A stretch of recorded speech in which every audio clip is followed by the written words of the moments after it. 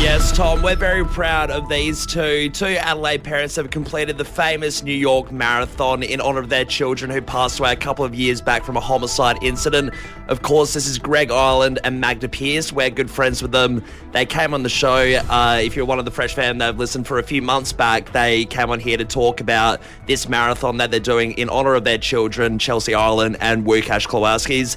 Very proud of them. It was a 42.2 kilometre marathon over in New York. So incredible stuff and apparently very emotional. Yeah, the reason they did it was on, they found Chelsea's bucket list in her room and that was on her bucket list. So they wanted to honour that bucket list and do it for her. And they completed the New York Marathon. It's a wild thing, 42 Ks. It's huge. Huge. And especially the sentiment behind it. It would have been very powerful to do. But Greg said he felt like Chelsea was there with him on the run. So very nice stuff. We'll have to get them in on the show again. Absolutely. In other news, someone's proposed, and this is going back to an old Bob Catter sort of form. God, here we go. You know you're in for one when it's a Bob Catter. You know it's all over the shop. But it's kind of dating back to an old Bob Catter scheme where they're thinking of pretty much separating Queensland and Northern Territory into its own state called Northern Australia.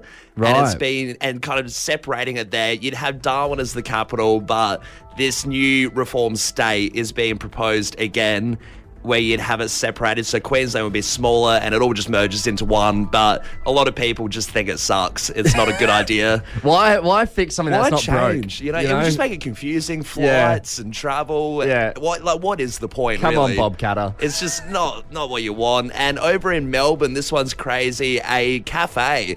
Melbourne's known for its hipster weird cafes, but they've been done for advertising that they're going to do breast milk lattes. Wait, what? Breast milk lattes. Like proper breast milk? Yeah, so you have lactose-free oat and almond, but then it came out that they were joking. It was all a hoax and it was there to get attention, but why would you still do it? Well, even if it is a joke and you weren't going to do it, now you've got the name, you're the breast milk place. And everyone thought it was real. I wouldn't put it past a Melbourne cafe. You would not put it past them, but exactly right. And a bunch of Sydney people had gone over there and said, this is crazy, thought it was real, so it's kind of tarnished the name a little bit. Yeah, it would, because that's insane. Yeah, that's an insane thing to do. Over the weekend, I shucked my very first oyster. Good stuff, yeah. It's a handy skill to know. Well, I'm not very good at it. It took me about 10 minutes to figure out how to do it. Yeah, I got one done, and then I outsourced the job to someone else who knew what they were doing. Yeah, sure. But next time I'm going to shuck any oysters, there's someone I'm going to call, and it's this kid who was also there shucking oysters. And I'm talking kid, like 8, 9, max 10 years old. It's quite young to have the skill of being an oyster shucker. It's quite young to be eating oysters. I feel like they're a okay. developed taste. I didn't have my first oyster until I was like 18. It is a very developed taste for like a 10-year-old that usually eats sour straps and Cheetos, right? To have and are these plain oysters as well, or are they Kilpatrick? These are natural oysters. They're shucked. They're fresh, right? They're caught that morning. And this kid is just there shucking oyster after oyster after oyster. I watched him down. I'm gonna say it. 2 dozen oysters. You reckon this just kid back to back? You reckon this kid ate 2 dozen oysters? Easily. It's a wild idea that this kid, like we said, it's just oysters are gross for kids generally. Most kids will not like an oyster. well, what's even funnier is as he's there shucking oysters, knocking them back. His mum came up and was like, Tyler, that's enough. That's enough oysters now. And so he got told off. He got brought away from the oysters. I was like, oh, yeah, okay. There I am trying to shuck my second oyster. About 20 minutes later, he rolls back up next to me, grabs the other shuck knife and just starts going to town on these oysters. I heard reports that someone saw him eat 36. Was he like born at sea or something? Why is he so good at shucking at such a young age? Who's teaching him that, and why does he like it so much? I don't know, but I'm jealous. I love the fact that the mum has to drag him away from the oysters. If I was the mum, I'd be promoting that he's eating good food and has like a good acquired taste of cuisine. Well, I suppose shucking oysters is kind of dangerous, especially for a kid, right? Because you are just like kind of stabbing at an oyster trying to open it up. I mean, the kid was a natural at it. I was going to say, it seems like he's a prodigy. It seems like he's twiddling the knife in his fingers. I witnessed the next Chef Gordon Ramsay or Marco Pierre White right in front of my eyes. Yeah, the prodigy right here in Adelaide. But I want to go to the phones here. Is your kid an old soul? Because I feel like one, shucking oysters, and two, eating oysters as a kid promotes that old soul kind of vibe. Oh, it's the vibe of a 50-year-old man. It is an old soul, definitely. But yeah, your kid could listen to old music. Maybe they like a bit of Beethoven. They like old classical music, stuff like that. It could be acquired taste with food. How are they an old soul? Would you say you're an old soul? As a kid, I was a little bit.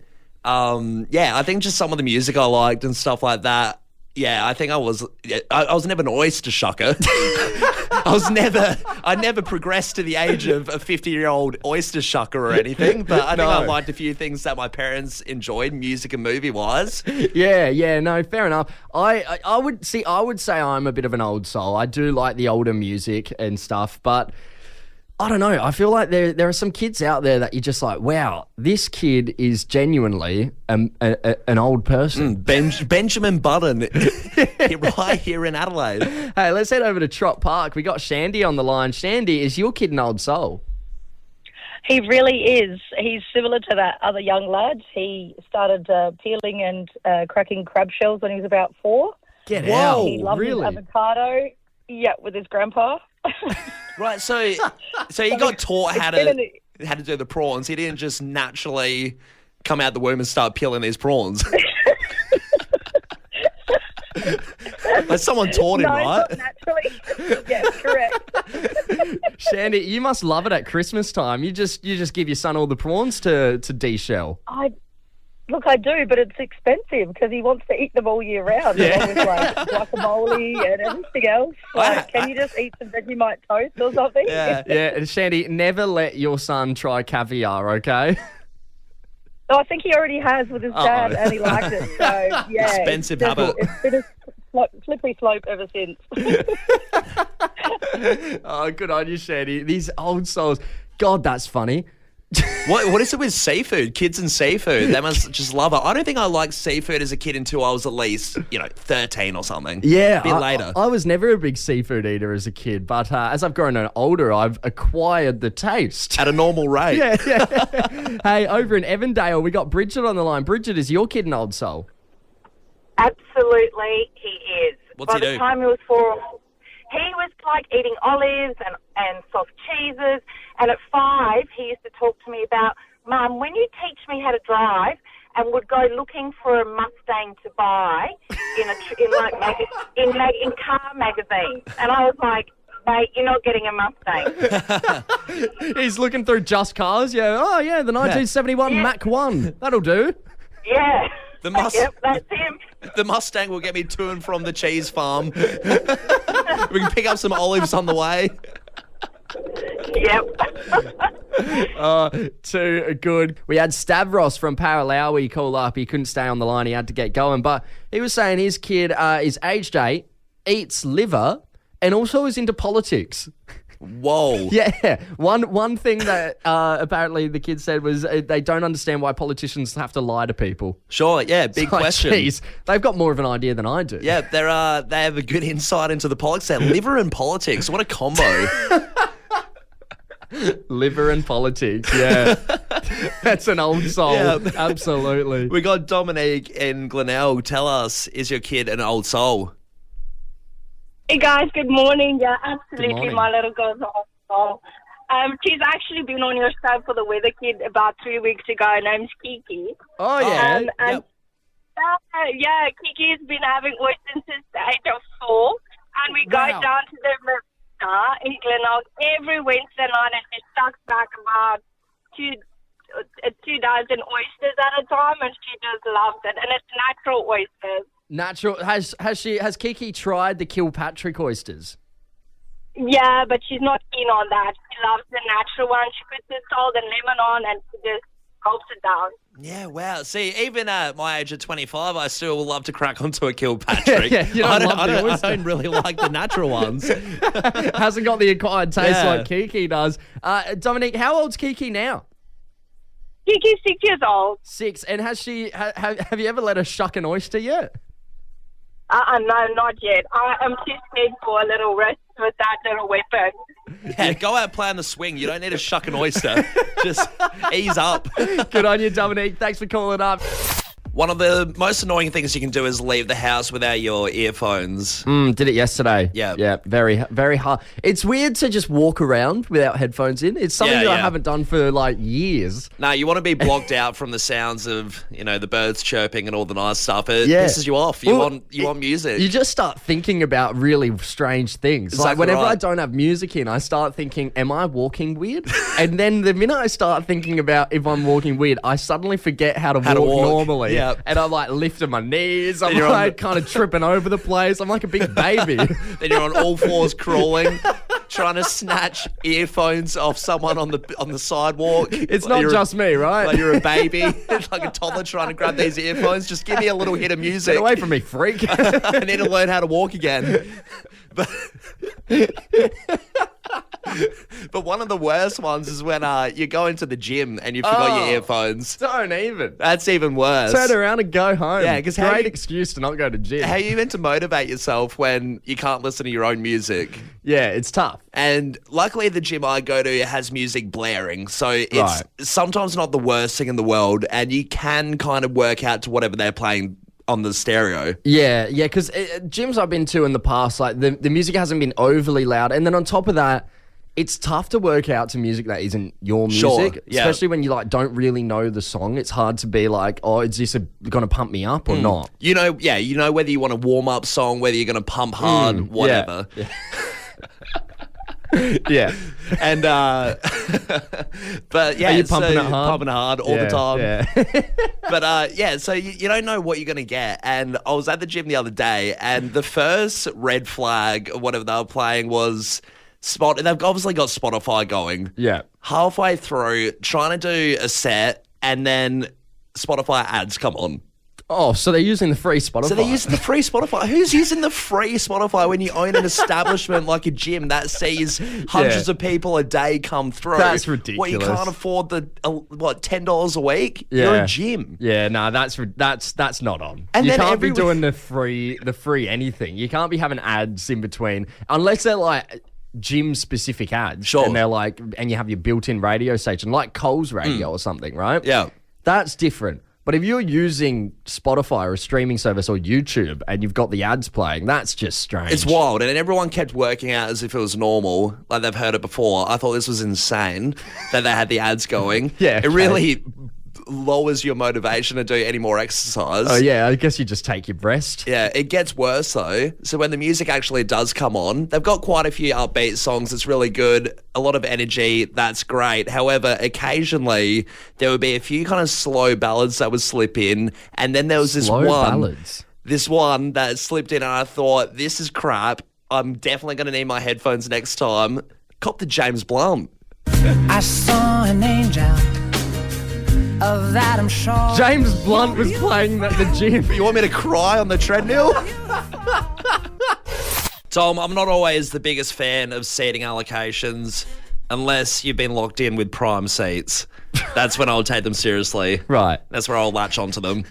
And this is exactly what happened last night. We went to Palace Nova down here in the East End. Yeah. We went to the movies with a friend. It was the three of us. Yeah, for the Monday doubles that they do every Monday. Yeah, it was good great. Fun. Last night was Shaun of the Dead and Hot Fuzz. Yeah, great double. Really excited for this one. And as per, I was really keen for the seats that we got. They were right at the back. Yeah. Really good seats. Prime viewing of the whole cinema. Awesome stuff. And this was such a popular Monday double. They were telling us that they actually had to make a second cinema up because tickets were selling so fast. And even we were in the second showing and it was full. It was packed to full. the rafters. It was like Woodstock 99 of the cinemas.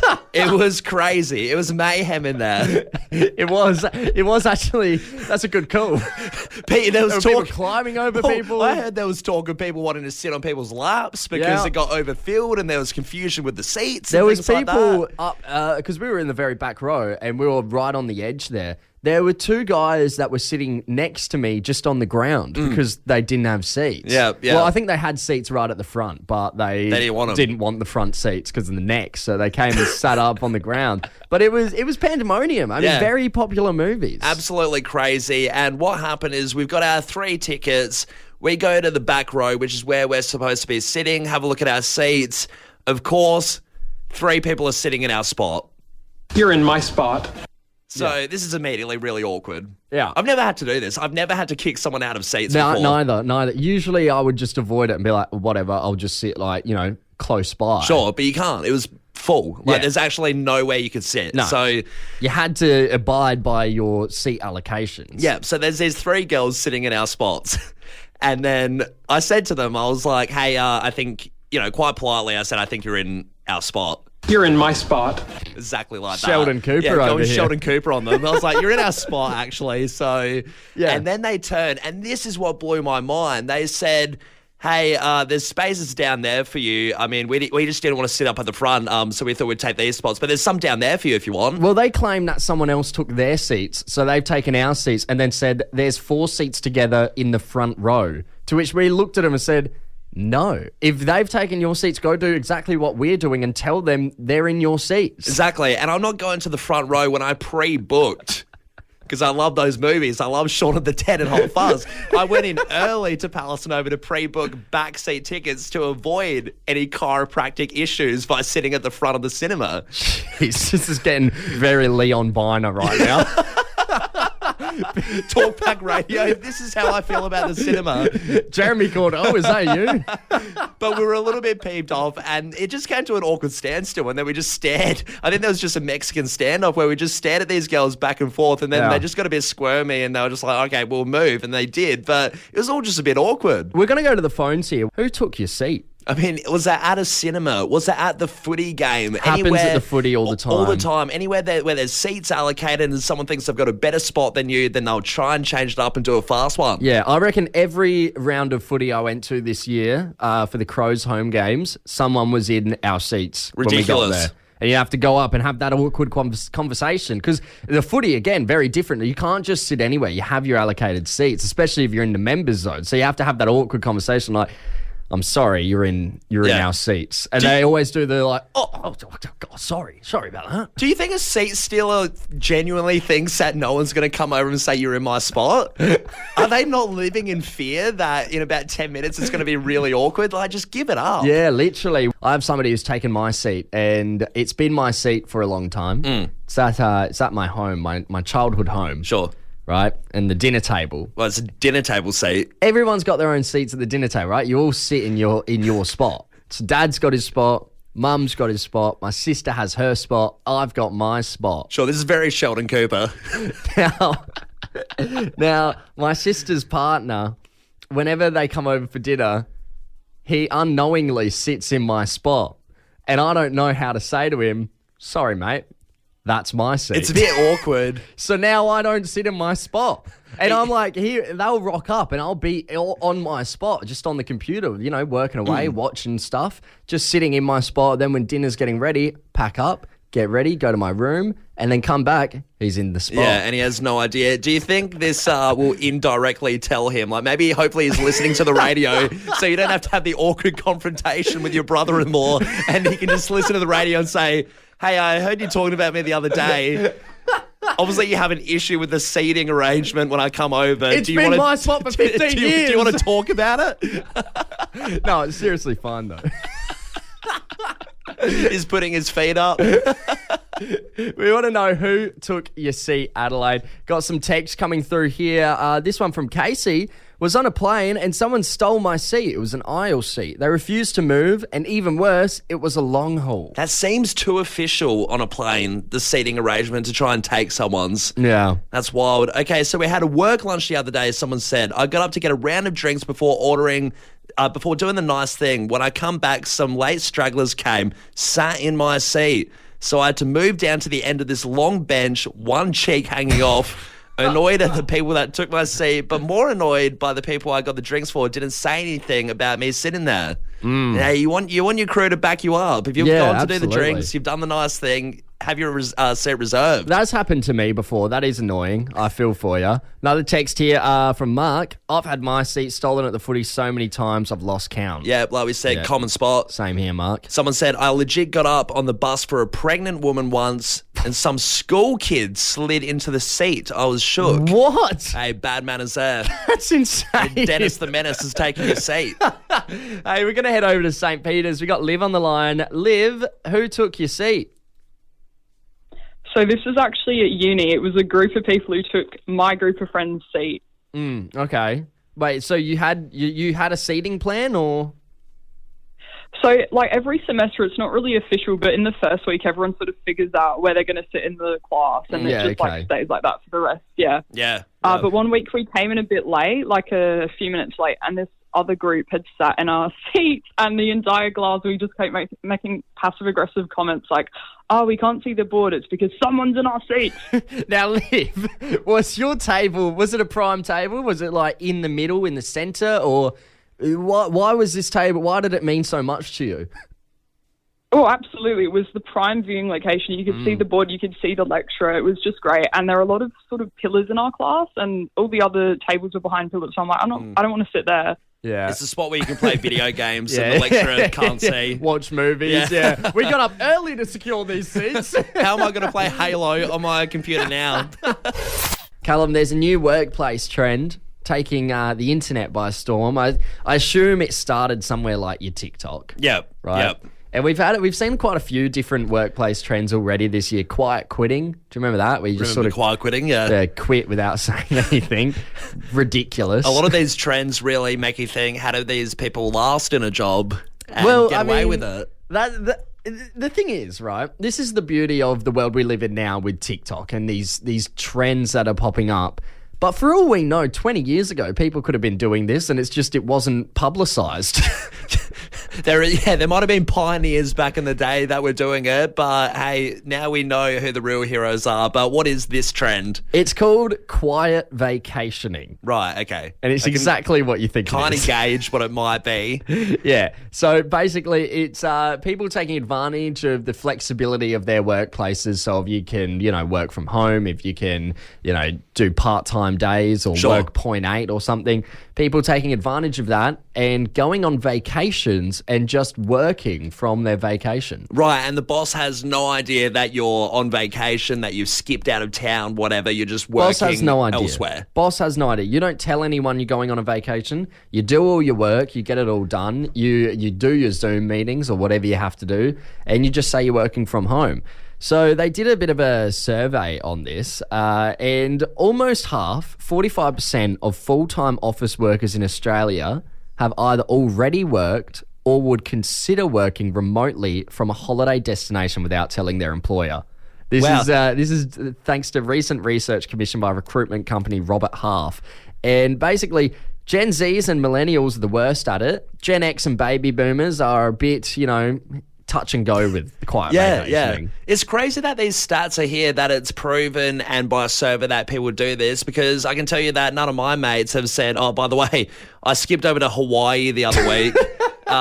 Everyone at the accounting firm had no idea. Well, I mean, that's the thing. If you're going on like proper holiday overseas, you got to take time zones into account, right? Yeah. You can't be replying to emails at like 4 o'clock in the morning Australia time just because it's midday for you. No, they're going to think you're crazy. So like you wouldn't be able to enjoy the holiday unless you're going somewhere locally that has a similar time zone. Sure, you just go to a winery somewhere here. I mean, if one of your mates starts investing in a green screen setup that they can take around with them and, pretend that there's an office in the background if they ever have to do a Zoom meeting, you know why. It's funny you say that. I'll get to that in a minute. But before, we want to talk about whether you can get sacked or not if your boss finds out about this, right? Surely. So over a third, 36% of people who were surveyed didn't believe they'd face any consequences at all. Not just not getting sacked, no consequences. They think no one would care. 7% of people thought they could get sacked for it. And just earlier this year, the Fair Work Commission rejected an unfair dismissal claim from a bloke who worked at the BOM, Bureau of Meteorology, right? He was secretly working overseas for weeks, and they said, nah, that's not unfair dismissal. You were literally on a holiday. Wow. Okay. Yeah, I mean, he could turn around and say, I was gauging some weather readings overseas. Yeah. Doing some research. So then, for some examples, that people were asked, how did you get away with it? How did you quiet vacation? And people said, Lily, 25, a project manager in Melbourne, said, I did all my meetings leading up to my trip in front of a white wall and continued to do it while I was away so it wouldn't look sus. So all those Zoom meetings just found a white wall, whatever white wall didn't matter. Little did they know there was a Vanuatu beach right behind that white wall with surfers and coconuts. And Sam, who's 26 and he's a consultant based in London, he said, I moved to London and wanted to be able to pop over to different countries and just take meetings from there. I blame the noise of the Paris Olympics on noisy neighbours. Hey, you know what? Do it at your own risk. I mean, everyone loves a holiday, but it definitely does warrant a sacking, in my opinion. Right now, we're putting together a Melbourne Cup sweep. Of course, Melbourne Cup today, the race that stops the nation. We put together a bit of a sweep, so all you had to do was text in on 0428 927 927 the words Melbourne Cup, and the first 23 people, one horse got scratched. Yes. The first 23 people are in the draw to win a lunch with me and Callum, you and a couple mates. Yeah, so it was quite a relief looking at the text line, seeing it all flood through. We thought, okay, thank God. There was a minute there where nothing was coming through, and I was like, uh-oh. What if only 2 people want to have lunch with us? But yeah, that is the exclusive prize. You get a lunch with us, and yeah, we'll see how your horse goes. We're going to talk to a few people who are in the sweep. Kicking things off in Modbury North, we got Nigel. Nigel, g'day, mate. How you going? Very well. How are you? Sorry, I'm avoiding the boss. No, you're right, Nigel. You're in a good position because according to the sweep, we pulled it out, and you've got the favourite horse. Oh dear, that's not good. Not good? What do you mean? You got the favourite. You're in the red hot seat right now to get that free lunch with me and Callum. Well, that's what scares me. You're like, I don't want that prize. Nigel. Good on you, Nigel, mate. Hey, over in Elizabeth Grove, we got Troy. Troy, how are you? Oh my God, Troy. Troy's been taken over by a demon. Troy, your phone line's a bit bad, but we'll let you know you have got the least favourite horse, Manzois. Oh, I've never heard of him, so yeah. Yeah, that's the reaction I would suspect from getting the least favourite horse. Well, hopefully the tables will turn and it will do all right. Stranger things have happened, Troy. Stranger things have happened. Hey, we got Marty in Elizabeth East. Marty, now you've got one of the really interesting horses. It's actually me and Tom's favourite. Yes, number 13, One Smooth Operator. Congratulations. It's kind of middle of the reign, but it's our favourite named horse. That's the best sounding horse of the field. That's what we think. Yeah, that's what we've got. Of complete intuition. Sounds like a great name. Now, Marty, if you were to win a lunch with us, what cuisine are we getting? I reckon we'll go you snitty, eh? Why the hell not? Bit of pub grub. I like it, Marty. I like your style. Looking at the AFL, of course, the blokes are in their off-season at the moment. The women are going strong, but we are looking at an umpire, Lee Housen. Yep. He's done 147 AFL games since 2017. Quite a lot. Yeah, and he has been rubbed out for the first round of next season after what he dressed up as for the umpire postseason party. Right, okay. Right, so the theme, characters from the 2000s. What he's gone as is Osama bin Laden. That's wild. Yeah. Characters from the 2000s as well implies that it's fictional characters right? from movies. Yeah. Go as Captain Jack Sparrow. Go as Batman. Not so a real many life guy. other great options. He's decided, I don't know what's gone through his head, but yeah, he's dressed up as Osama bin Laden for the umpire's post-season event. And what's really annoying me about all of this is the fact that he's only been rubbed out for one game. Yeah, so there seems to be crazy that one game is the punishment for this. I mean, there's a lot of other stuff that goes on in the AFL that gets more severity, I suppose, is like the big discussion at the moment that a lot of people are pissed off about. Yeah, well, it was only a few weeks ago that GWS players were banned and another 7 were fined for offensive costumes and skits. But they're getting Toby Green, the captain of that club, he got fined $20,000. He wasn't even a part of it, just for being the captain. He got a $20,000 fine. Why is this umpire getting such special treatment and only getting one match ban? And then for the head of umpiring, Stephen McBurney, coming out and saying, yeah, he made a poor decision, but he's owned his actions and we're happy with him. Poor decision. How did the guy leave the house? Did he not look in the mirror and think, bit on the nose? Apparently he didn't come in his costume, and when he got there, he went into the bathroom and got changed. Guys. So, there was something going through his head that he knew what he was doing wasn't cool. Well, obviously you can't go out in public like that. No. But it's annoying that these umpires are getting such special treatment. He should not just get one match ban. He should be banned he should be as accountable as the players are. Sure, the players, you can argue, are role models for a lot of young kids, and umpires probably aren't. But still, the AFL here are they're making poor after poor decision. Sure, and not to discredit like people being offended by all the other stuff that goes on, but the discussion does lie it should be all equal. Yeah, it should be an equal punishment between umpires, between AFL players. You're all representatives of the club and the business, right? Yeah, so he's come out saying, I'm sorry, I made an error of judgment. I never intended to offend anyone. And they're just like, yeah, nah, good apology. Happy with that. So the AFL like, yeah, we'll give him 1 match ban, and then they're making him, educate some of the younger umpires and the up-and-coming umpires. Well, this is what you don't dress as for Halloween. Yeah, don't dress up as a terrorist. Yeah. Insane. It's full on. Yeah, absolutely insane by the AFL here. Not too happy about it. Hopefully they can get their crap together. Yeah, I mean, I guess things like this need to be reviewed a bit differently in the future. Absolutely.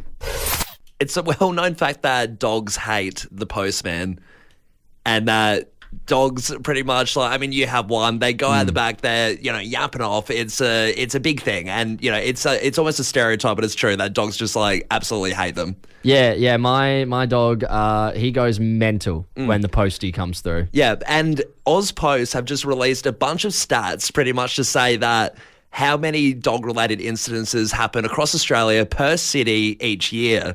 And they released a stat saying about 1,000. How many posties get attacked by the Yeah, dogs? pretty much. How many get attacked by dogs each year? And it's a crazy stat. 1,277 postmen had incidences with dogs in Australia over the last year. No wonder Pat had a cat. Yeah, well, hates dogs, obviously. But they've split it up into different brackets and different cities of where it occurs the most.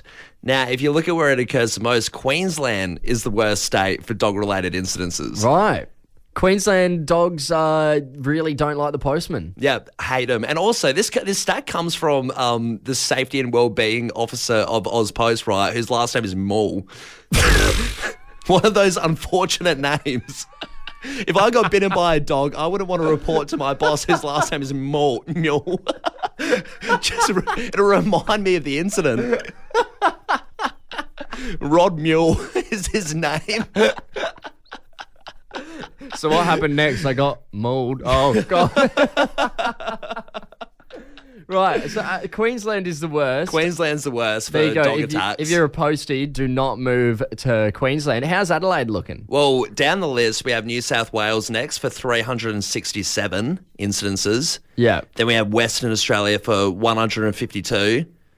Victoria, 114. South Australia, we're all the way at 90. 90? Yeah, 90. Jeez, I'll have to give my dog a chatting to. You're not doing your job, mate. Keep the postie away.